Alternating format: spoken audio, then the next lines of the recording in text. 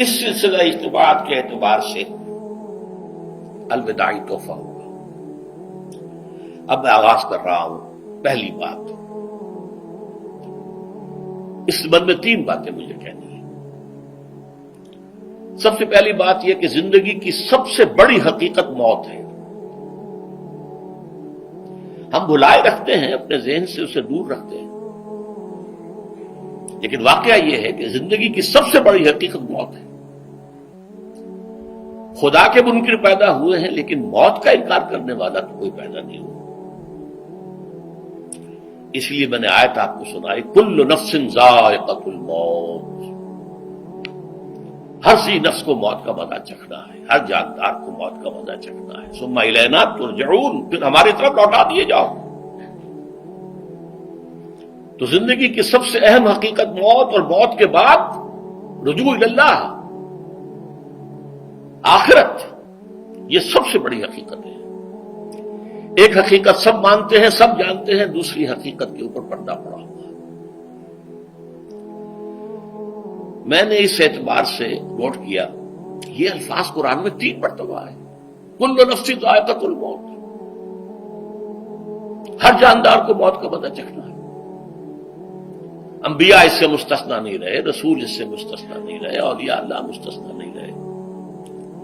وقتی طور پر استثناء حضرت عیسیٰ کا ہے کہ ابھی وہ زندہ ہیں، لیکن عیسیٰ یاتی علیہ الموت، حضور نے فرمایا عیسیٰ پر بھی موت آئے گی، جب دوبارہ آئیں گے زمین پر اتریں گے، پھر اس کے بعد ان پر موت وارد ہوگی، ان کی نماز جنازہ پڑھی جائے گی، انہیں دفن کیا جائے گا حضور کے پہلو میں، شادی بھی کریں گے، اولاد بھی ہوگی۔ باقی تو یہ ہے کہ کل نفس ذائقۃ الموت، سب کو موت کا مزہ چکھنا ہے۔ عیسیٰ بھی بالآخر اس سے مستثنا نہیں رہیں گے، بلکہ قرآن میں ایک جگہ کہا گیا ہے أَفَإِن مِتَّ فَهُمُ الْخَالِدُونَ، کیا ہے نبی، اگر آپ کا انتقال ہو گیا تو یہ کیا ہمیشہ رہیں گے؟ کون ہے دنیا میں جو ہمیشہ رہے؟ انتقال تو ہونا، آپ کا بھی ہونا ہے۔ إِنَّكَ مَيِّتٌ وَإِنَّهُمْ لَمَيِّتُونَ۔ یہ تو مختصر ترین الفاظ تھے۔ اس سے آگے بڑھیے، سورہ انبیاء میں فرمایا کل نفس ذائقۃ الموت وَنَبْلُوكُمْ بِالشَّرِّ وَالْخَيْرِ فِتْنَةً وَإِلَيْنَا تُرْجَعُونَ، ہر جاندار کو موت کا مزہ چکھنا ہے، اور اس سے پہلے پہلے ہم تمہیں آزماتے رہیں گے، خیر کے ذریعے بھی، بھلائی دے کر، صحت دے کر، دولت دے کر، اولاد دے کر، شہرت دے کر، اور برائی کے ذریعے سے بھی، تنگ دستی دے کر، بے عزتی دے کر، اہانت دے کر، ذلت دے کر، وَإِلَيْنَا تُرْجَعُونَ، اور پھر ہماری طرف لوٹائے جاؤ گے۔ یہ وہ دوسری حقیقت جو میں نے کہا کہ جس پر پردہ پڑا ہوا ہے، بہت بڑا پردہ ہے۔ لوگ یہی سمجھتے ہیں کہ یہی دنیا کی زندگی ہے۔ قرآن کہتا ہے إِنَّ الدَّارَ الْآخِرَةَ لَهِيَ الْحَيَوَانُ لَوْ كَانُوا يَعْلَمُونَ، یہ تو آخرت والی زندگی ہے جو اصل زندگی ہے، کاش کے انہیں معلوم ہوتا۔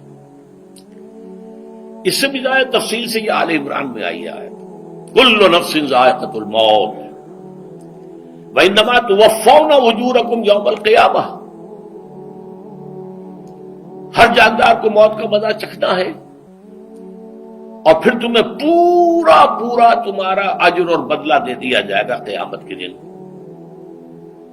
فَمَنْ زُحْزِحَ عَنِ النَّارِ وَأُدْخِلَ الْجَنَّةَ فَقَدْ فَازَ، جو کوئی آگ سے بچا لیا گیا اور جنت میں داخل کر دیا گیا، وہ تو کامیاب ہو گیا۔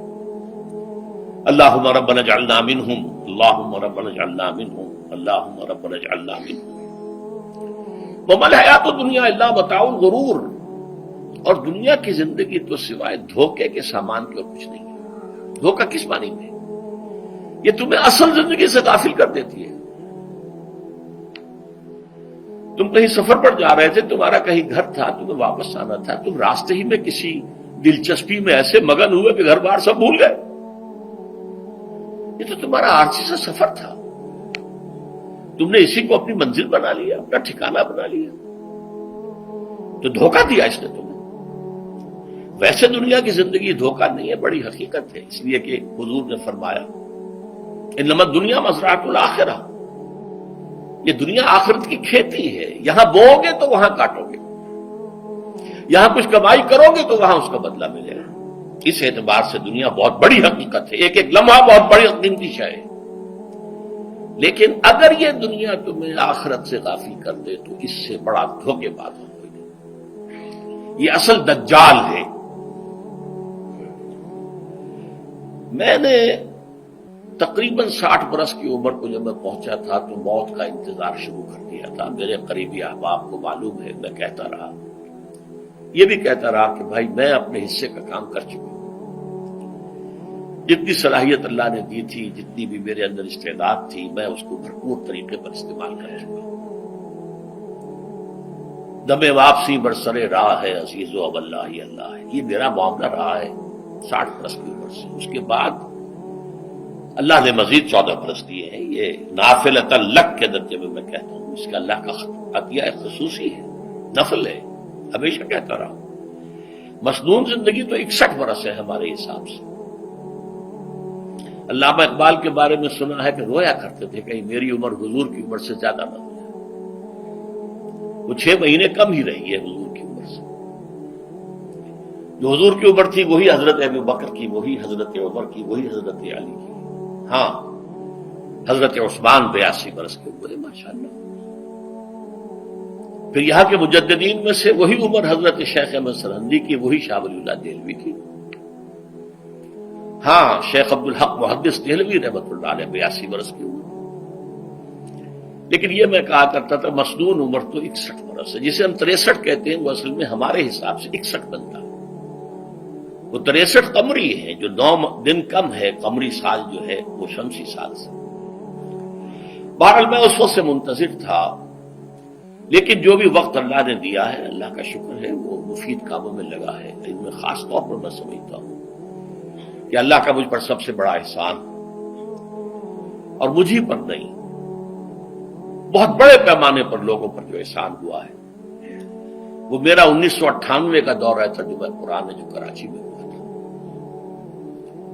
1998 کے مارچ میں میرا بڑا آپریشن ہوا، دونوں گھٹنے تبدیل کیے گئے، لیکن 98 کے آخر میں، حالانکہ میں چل نہیں سکتا تھا، کراچی میں مسجد جو ہے اونچی ہے، دوسری منزل پر ہے، تو خاص ریمپ بنایا گیا جس کے ذریعے میں ویل چیئر پر مجھے لے جایا جاتا تھا، میں نے درس دیا۔ اس درس کی گزشتہ چند سالوں سے پوری دنیا میں جو گونج ہوئی ہے اللہ کے فضل و کرم سے، اللہ کا کوئی حکمت خداوندی اس کے ساتھ وابستہ ہے۔ اس میں میرے کسی کام کو دخل نہیں ہے، میری کسی کوشش کو دخل نہیں ہے۔ میں نے تو جو درس میں دیتا آ رہا تھا سن 85 سے دورہ ترجمہ قرآن، البتہ یہ بات ضرور ہے کہ میں نے محسوس کیا تھا کہ سن 98 کے اس درس میں دورہ ترجمہ قرآن کے مجھے خصوصی انشراح حاصل تھا۔ میری ساری گفتگو کا حاصل کیا ہے؟ دیکھیے، نظریاتی تحریکوں کا تعلق اشخاص سے نہیں ہوتا، ٹھیک ہے، کوئی اس کا داعی ہوتا ہے، کوئی اس کا مؤسس ہو جاتا ہے، کوئی اس کا آغاز کرنے والا ہوتا ہے، لیکن نظریاتی تحریک افراد سے وابستہ نہیں ہوتی۔ افراد آتے چلے جاتے ہیں اپنا اپنا حصے کا کام کر کے، جس کو جتنا مقدر ہے، جتنی اللہ تعالیٰ کی طرف سے توفیق ہے، وہ اپنا کام کرے گا، چلا جائے گا۔ یہ چمن یوں ہی رہے گا اور ہزاروں جانور اپنی اپنی بولیاں سے بول کر اڑ جائیں گے۔ مبارک ہیں وہ لوگ جنہیں قرآن کی بولی بولنا نصیب ہو جائے۔ وَإِنْ يَحْسَبُ أَنِّي مِنْهُمْ، مجھے گمان ہے، اللہ کا فضل ہے کہ میں ان میں سے ہوں، میں نے قرآن کی بولی بولی ہے، اور قرآن مجید کو جیسا کہ وہ ہے ایز اٹ از، اپنے کو مذمومہ خیالات، اپنے کوئی ذہن سے زائدہ نظریات کو میں نے اس میں دخل نہیں دیا، جسے انگریزی میں آپ آبجیکٹیولی کہتے ہیں، خالص معروضی طور پر قرآن کو پڑھا ہے، قرآن کو قرآن سے سمجھائے یا پھر سیرت رسول سے سمجھائے۔ میں لفظ سنت کی بجائے سیرت استعمال کر رہا ہوں۔ قرآن مجسم حضور تھے صلی اللہ علیہ وسلم، اور حضور کی سیرت اور حیات جو ہے وہ قرآن مجید کی اصل تفسیر ہے۔ یہ حقیقت بھی بہت کم لوگوں کے علم ہے۔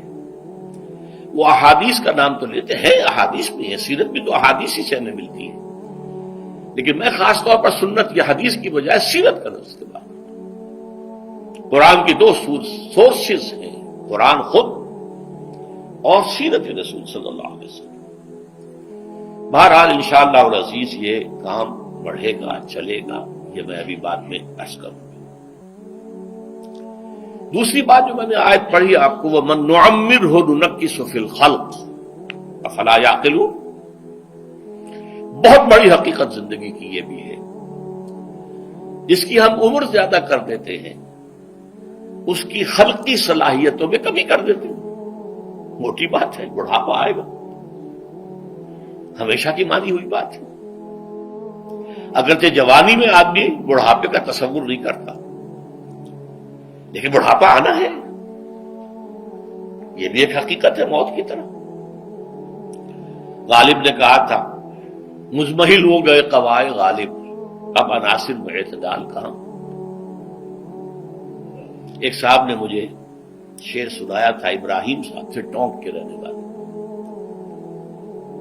ذوف پیری بڑھ گیا، جوش جوانی گھٹ گیا، اب عصا بنوائیے نخل تمنا کاٹ کر۔ یہ تمنائیں جو ہیں طول العمر، انہیں کاٹو، اب گئی جوانی، امنگوں والا دور گیا، اور یہ جو تمناؤں کا پودا ہے اس میں سے لکڑی لے کر عصائے پیری بنوا لیجیے، اب بڑھاپے کے لیے ایک عصا درکار ہے۔ بڑا پیارا شعر ہے، ذوف پیری بڑھ گیا، جوش جوانی گھٹ گیا، اب عصا بنوائیے نخل تمنا کاٹ کر۔ ابھی 2-3 دن ہوئے ہیں، یہاں پر جو خانہ فرہنگ ایران ہے اس کے ڈائریکٹر آئے تھے، انہوں نے فارسی کا ایک شعر سنایا، بڑا پیارا شعر ہے، در جوانی گفتم کہ شعر شعر است اگرچہ پیر بود۔ جوانی میں یہ کہا کرتا تھا کہ شعر تو شعر ہی ہوتا ہے، چاہے بوڑھا ہو جائے، بوڑھے ہونے سے اس میں کیا فرق واقع ہو جائے، شعر شعر است اگرچہ پیر بود۔ چوب پیری رسیدم، جب میں خود پیری اور بڑھاپے کو پہنچ گیا، دیدم، تو مجھے یہ بات نظر آئی کہ پیر پیر است اگرچہ شعر بود، بوڑھا بوڑھا ہی ہوتا ہے چاہے وہ شعر ہی کیوں نہ ہو۔ تو یہ بڑھاپا جو ہے یہ زندگی کی دوسری بڑی حقیقت ہے۔ اس کا ایک اثر تو سب کو معلوم ہے، قوائے غالب جو میں نے کہا، بڑھاپے کا عام نتیجہ جسمانی ضعف، سب جانتے ہیں،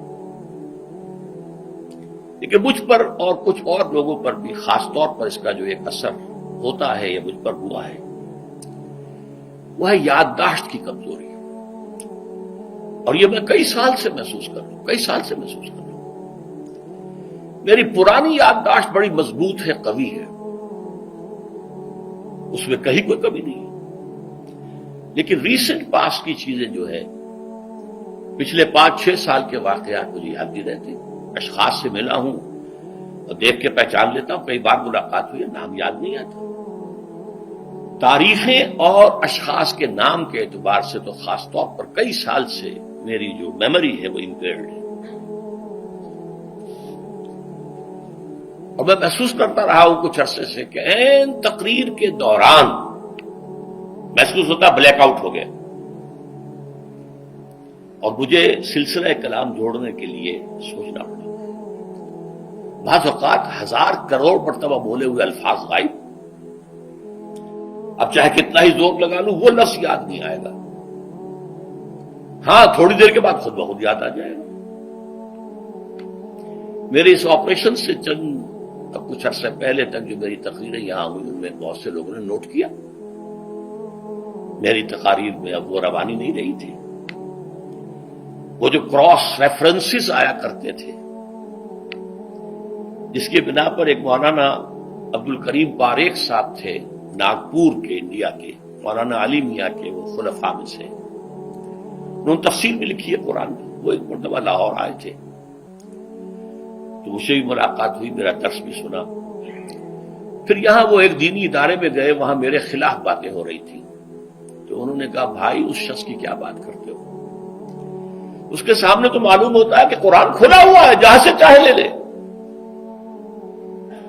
پھول کھلے ہیں گلشن گلشن، لیکن اپنا اپنا دامن، تم کیا بات کر رہے ہو اس کے بارے میں؟ تو عبد الکریم پاریخ صاحب کی وہ جو تاثر تھا وہ صحیح تھا، کراس ریفرنسز کا آنا، القرآن یفسر بعضہ بعضا، اس میں بہت کمی آ گئی۔ بہرحال اس کے علاوہ تیسری چیز ہوتی ہے بڑھاپے میں ریزسٹنس کی کمی کی وجہ سے عوارض. بلڈ پریشر کا میں مریض ہوں اور کوئی 25 برس سے ہوں، شوگر کا میں مریض ہوں اور کوئی 5 برس سے ہوں. ایک خاص برس جو مجھ پر آیا ہے آج سے 4 سال پہلے، اس کی ایک تاریخ ہے. یہ جو امراض دماغی کے ماہرین ہیں یہ کہتے ہیں کہ ایک مرض ہے بائی پولر ڈپریشن.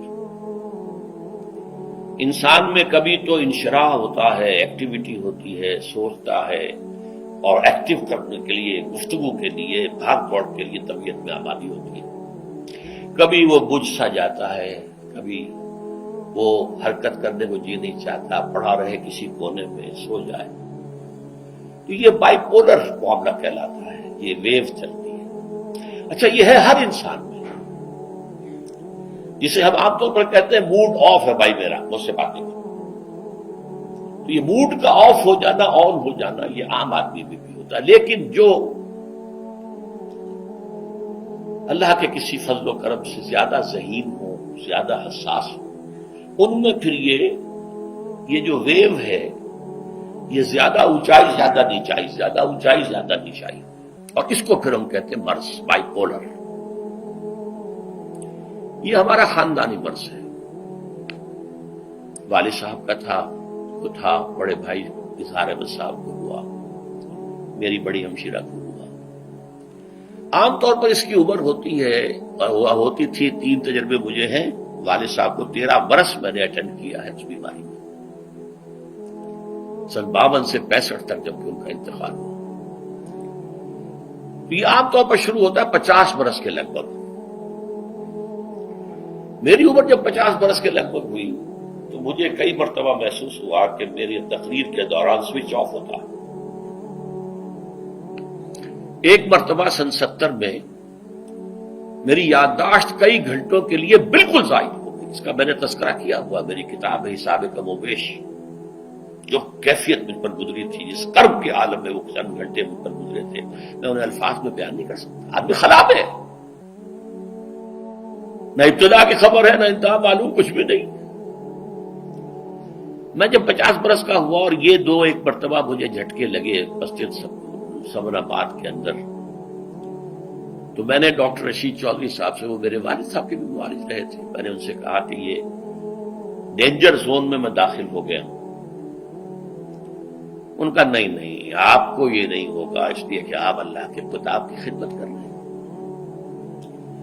تو ان کی یہ بات پارشلی ٹروتھ نکلی کہ 70 برس کی عمر میں مجھ پر یہ 20 برس اللہ تعالیٰ نے مجھے اس میں ایک بونس دے دیا.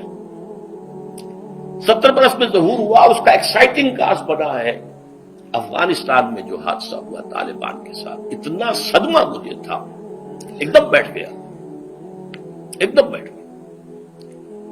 یہ چیز جو ہے ابھی کنٹینیو کر رہی ہے.